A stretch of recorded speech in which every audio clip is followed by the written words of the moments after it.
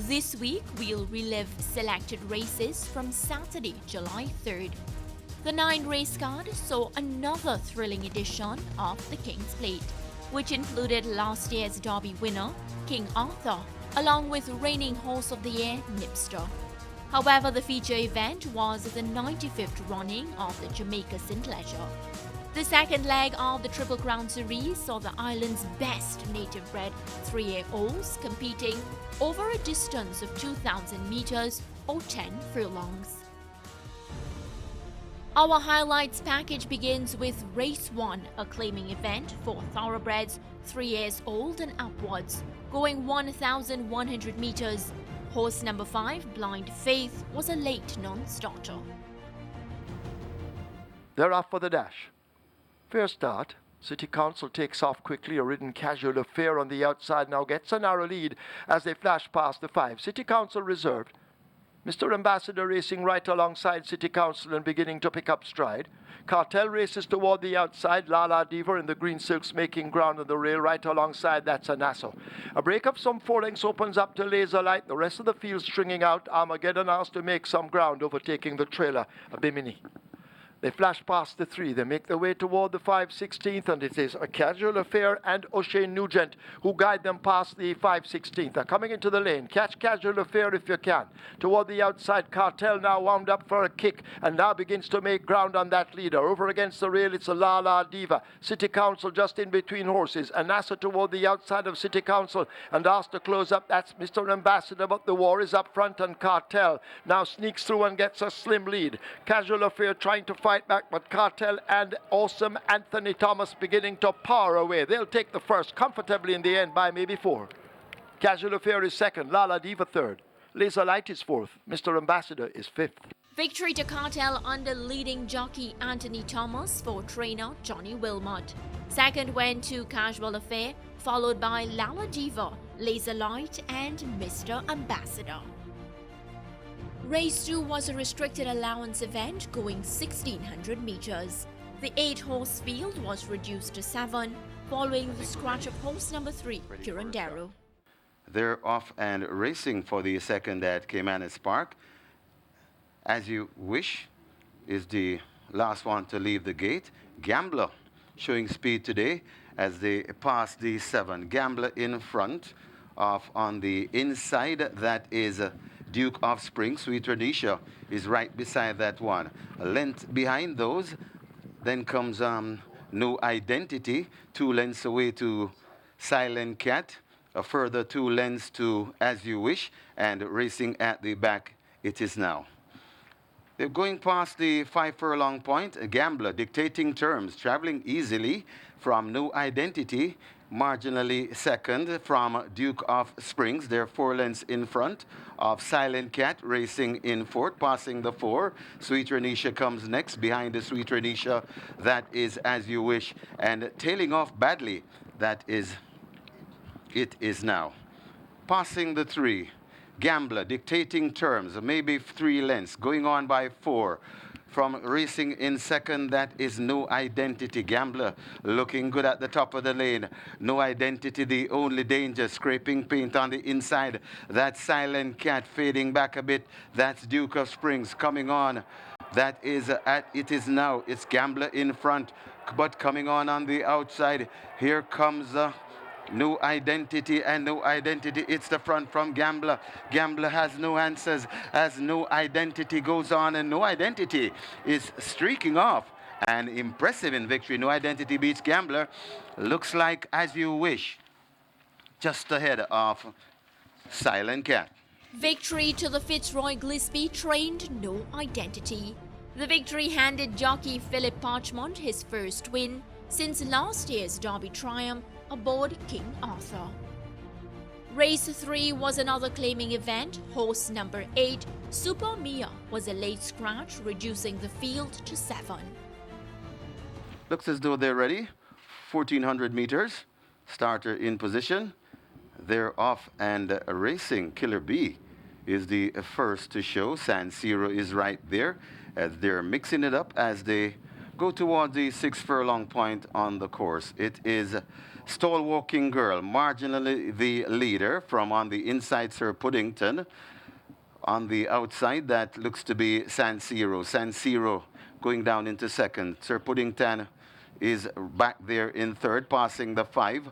Then comes Unbreakable.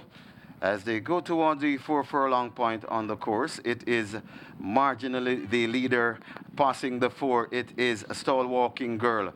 San Siro right on his outside, and San Siro now goes on marginally from Stall Walking Girl. Sir Puddington, Killer Bee looks to be making eye-catching progress and now goes down into third. Right there in the 5th, that is Unbreakable. Then comes Musketoon, and at the back, Champion Michaela. They turn for the money, and it is on the inside, Stall Walking Girl. Coming on the outside, that is San Siro. San Siro now goes to make the lead on the outside, and coming on, it's Killer Bee. San Siro keeping on from Killer Bee. These are the two that will fight for it. San Siro from Killer Bee. Dick Cardenas working overtime on Killer Bee. San Siro having the better, and San Siro goes on to win from Killer Bee. Sir Puddington is third. Stall Walking Girl is fourth. Victory to San Siro, ridden by 1,000 guineas winning apprentice Rayan Lewis for trainer Lawrence Fremantle. Killer Bee was second, followed by Sir Puddington and Stall Walking Girl. The day's fourth event was a maiden condition race for native-bred 3-year-olds going 1,100 meters. 1,100 meters, 5.5 furlongs. They're off. First start, Tiger Bella seems to have run into early traffic, snarled toward the back, and Madame Catalina came off slow, and the race is last as they run past the 5 and head toward the final half of a mile. Dean Nelson gets Catawba out quickly. They take that lead. Ophelius on the outside. Chinese Music racing in between horses. Looks to have had some problems there and backs out quickly as they leave the 7/16th. Catawba leading up. Diamond in the Sky 2 lengths back and racing in second. Ophelius is there. Chinese Music floating down in between horses. Turn on the Light is right with those groups. King Antholu races next as they leave the 5/16th, a gap back to Sky Zone and Chromatica, and they come turning into the lane toward the back of the field. That's Madame Catalina, Tiger Bella, Infinity Ace, and To Cat Be the Glory, but Catawba maintains the lead on the run to the furlong pole. It is Catawba out wide. Diamond in the Sky is racing over against the rail. Turn on the Light and Ophelius on the extreme outside. King Antholu begins to make ground on the rail, but they run past the 16th pole. Here is King Antholu flashing home against the rail. Turn on the Light is out wide, and King Antholu does it. Overturn on the Light, Diamond in the Sky, then Ophelius and Catawba. Victory to King Antholu, ridden by Juvenile Patterson for trainer Rowan Matthew. The top 5 was completed by Turn on the Light, Diamond in the Sky, Ophelios and Catawba. Race 5 was another claiming event. Horse number 11, Samora, was a late non-starter, which meant 13 faced the starter. They're off. Shackle just came off slow. Colt of Arms toward the back along with Reasons and No Money Friend. Treasure Train got a good start. There goes Laws of the Code. They now match strides early. Polka Star moving up to take them on. Smokescreen racing out wide. April Spirit beginning to gain on those leaders down against the fence as they arrive at the half mile. A break back to Willardine. There goes Dash of Class overtaking Stan Roy. No Money Friend races up next. In behind that one, Rising Bob. Shackle has made some improvement. Colt of Arms races up next, and last of all, it's Reasons as they leave the 3 and run toward the 5/16th. They're almost there now, 3 horses vying for it up front. Polka Star in the red with a white cap will turn for home near the rail. Laws of the Code trying to split horses. Smokescreen is the one in the yellow cap racing out wide. Over against the rail, that's April Spirit right alongside Treasure Train, but it is Polka Star and O'Shane Nugent who lead the way. A furlong to catch Polka Star. Can they do it? April Spirit will try her best, but it remains Polka Star on that lead and running strong inside the final 16th. It is Polka Star. April Spirit coming with a huge charge down against the rail, but Polka Star will win by more than a length. Over April Spirit, Colt of Arms takes third. Over Treasure Train, Stan Roy has finished back in 5th.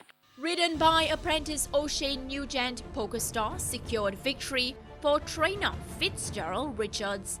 April Spirit, Colt of Arms, Treasure Train, and Stanroy rounded off the top 5. The sixth race was a sprint going 1,000 meters, and saw a field of 10 compete in what was a restricted allowance event. They're off. Task Force gets a good start in the center, running fast early. XY Soul just toward his inside. Just an Illusion racing in behind them in the orange silks. Commissioner nearest to us, with Primal Fear showing some speed as they come charging up now toward the final 3. Crafty and Ready is over on the far side. Wojtek right with that one. KD Rocket in behind them, looking for somewhere to go as they charge up toward the final quarter. It's a Commissioner battling Primal Fear. Crafty and Ready now beginning to lengthen strides and put to the right-hand stick. KD Rocket is over on the far side, shaken up by Dane Dawkins as they charge past the final 3/16 and about to arrive at the furlong pole. It is KD Rocket just possibly from Primal Fear. Crafty and Ready. Commissioner left in behind them, but KD Rocket holds a length and a half advantage. It is a KD Rocket with the lead. They won't stop KD Rocket. KD Rocket by a length and a tail over Primal Fear, then Chaitu Prince Task Force, Crafty and Ready. Victory to KD Rocket for the potent combination of jockey Dane Dawkins for trainer Gary Subrati. Primal Fear was second, followed by Chitu Prince, Task Force, with Crafty and Ready in 5th. Race 7 was a restricted allowance event. Here's the race call as they sprinted 1,000 meters. A matriarch as they sort themselves out and come charging up toward us. Miss Cookie is in the center showing good speed. Near the stands, it's All Eye toward the inside of that one. Ashley's Glory as they make their way now passing the 3. Miss Cookie battles for that lead. Along with Ashley's Glory, it's All Eye.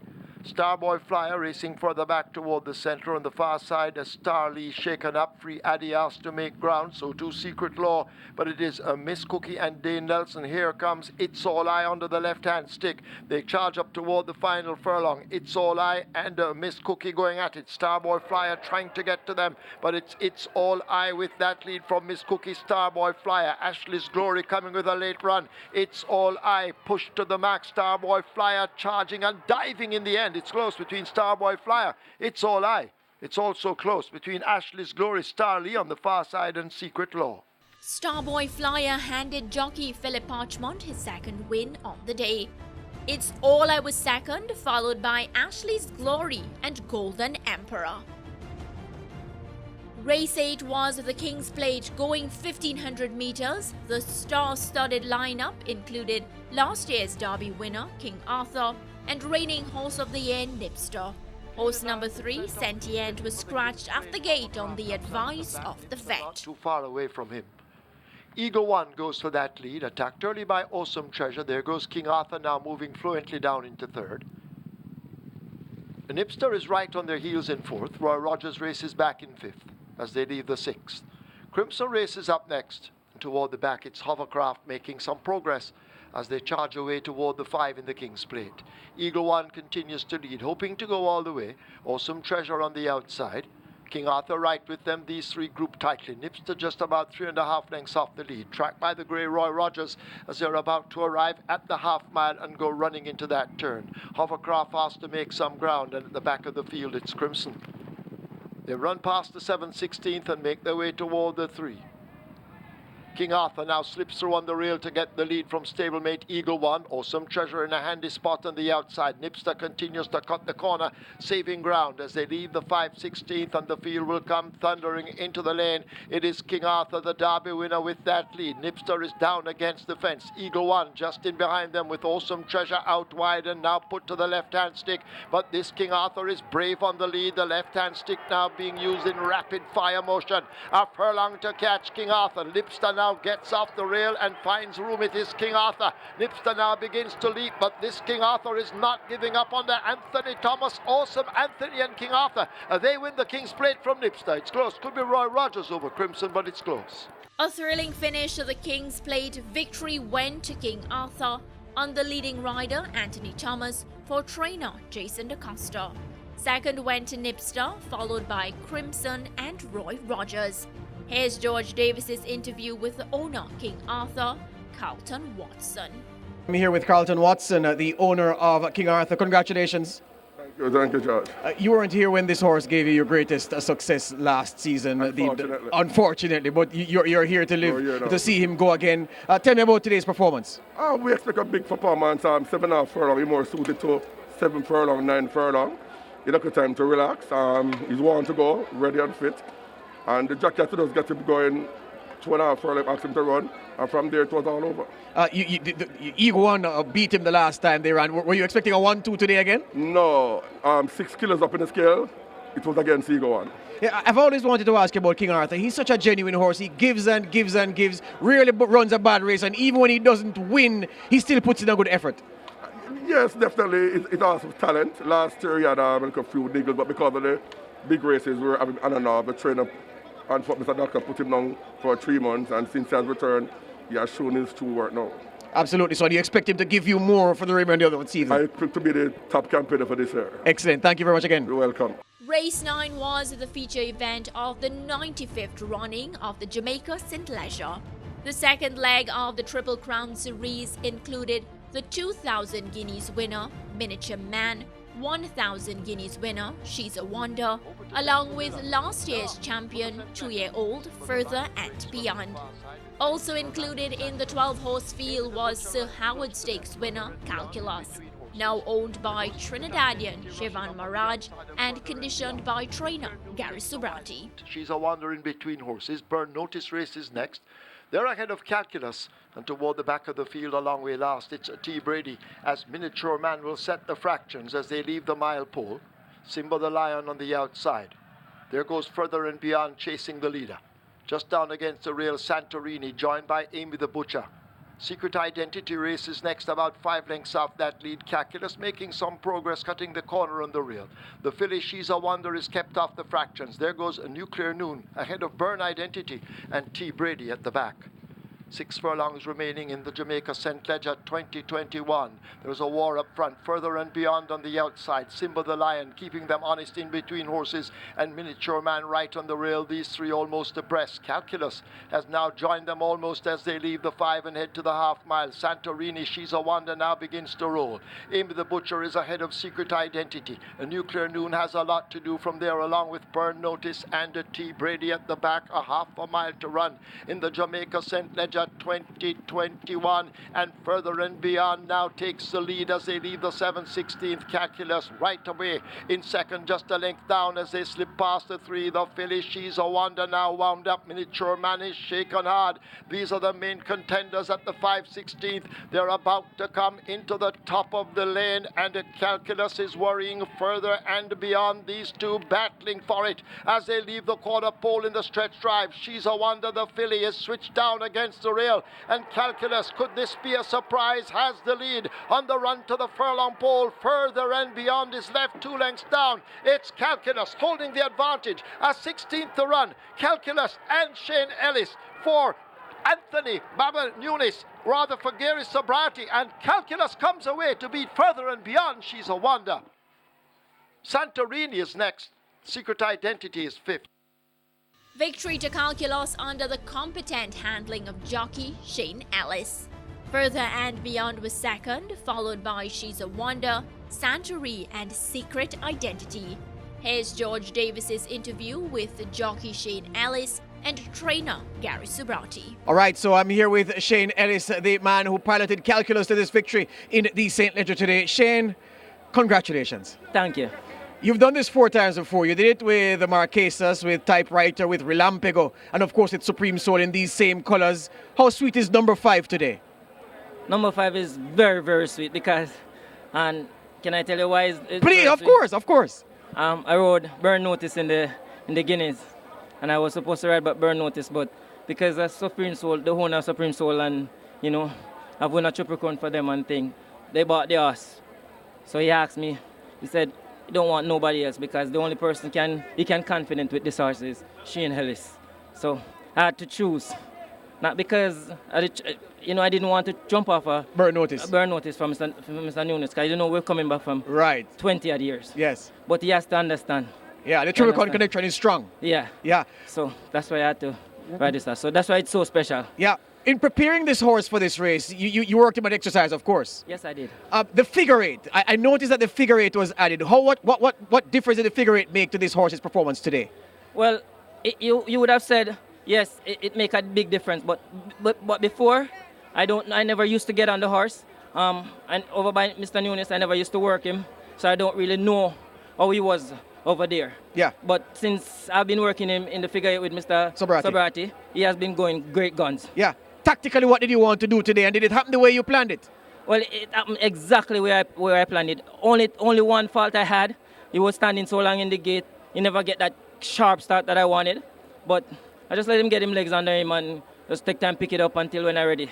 Everybody thought She's a Wonder would lead, but are you saying you didn't think that the filly would go to the front, that somebody else would make the pace? Yes, I didn't know that somebody else, because when the break and I was around the back, I saw She's a Wonder around there with me. I said, wait, what really going on? Anyway, they were going up front still, so nothing changed, and my plan is still going. At the half mile, you floated up on Miniature Man's inside car. He just looked to be surprised when he saw you cruising. Yeah, I wasn't cruising, you know. Yeah. I never wanted the space to close on me, because I get my ass in gear. So when I get my ass in gear, I don't want the half mile bend come up and then I have to check. So I have to just riding up in the space and then let him get a breather now. So when we're going the half mile, I can't get a shutout. Yeah, the people must understand why this interview is long, because we have to talk about this success. Further and Beyond loves a battle. When you drew alongside him, he kicked, he fought you. Did you think that he would fight you all the way to the end? No, I had him beaten from the 3 furlong, you know. Because as you can see, I have my stick moving my ass, and he just keep on to the rhythm. Further and Beyond, when Dane realized that I was there, he tries to move, but the move can't be like from here to there. You understand? So I know I have him beaten. And he came home nicely? Nicely. And for the Derby, you think if he stays sound, he'll be the one to beat? He'll be the one to beat, for sure. Absolutely. So, Shane, it's been a rough time since Supreme Soul's Triple Crown for you personally. How does it feel to be the toast of Caymanas Park once again? Well, it feels very good. I love my fans, because they know when it comes to big race, Shane Ellis is the man. All right, man. Congratulations. Thank you. Shane Ellis there, the winning jockey, speaking with me now. And comes now. And this is a big success in the career of a man who has been churning out the winners in recent times. Gary, first thing, congratulations. Thank you very much. When you got this horse, what is it that you had to do to him, you thought, to get him ready for an assignment like today? Fit and healthy, make him happy for the race. We had some early issues, and we took a couple of weeks to kind of figure it out. The work last week, Sunday, was very good. I was very pleased. Shane came off, and Shane was very happy, and I know I was in the right direction. Of all the equipment you could have put on Calculus, though, Gary, the figure eight, why? Because he's a strong horse in the morning, and I think the figure eight controls him a little more, so we need to learn him to rate a little bit better. He has issues at the gate when he breaks slow, get bumped around, so he's always unfortunate. But training coming to the race with the figure eight was no issue. So, truthfully, Gary, and you're an honest man. When you looked at the form and everything else going into the race, did you expect your horse to run well or to win? Expect him to run very well, because he's beaten those horses, some of them before. He has the ability to. He's always like running on at the end, and I figure that's what we need to be in a race like this. He's with the mare on the bottom side with a Bernardini, it's all staying. So I was really pleased with coming into the race. Tactically, your jockey said everything worked out the way he planned it. Exactly. Did it work out the way you planned it? Well, my only thing I said to Shane, get a good break and try and get tight in the first turn, and then it's all yours. It's all up to him. If he comes out of this race sound and you can prepare him as you like for the Derby, do you think he'll be the horse to beat there as well? Most definitely. He just showed it. As we close out the highlights package for Saturday, July 3rd, we saw 2 victories apiece for jockeys Anthony Thomas and Philip Parchment. Gary Subrati was the only trainer to have secured 2 victories on the day, included the coveted St. Leger, the second leg of the Triple Crown series. Well, this has been another edition of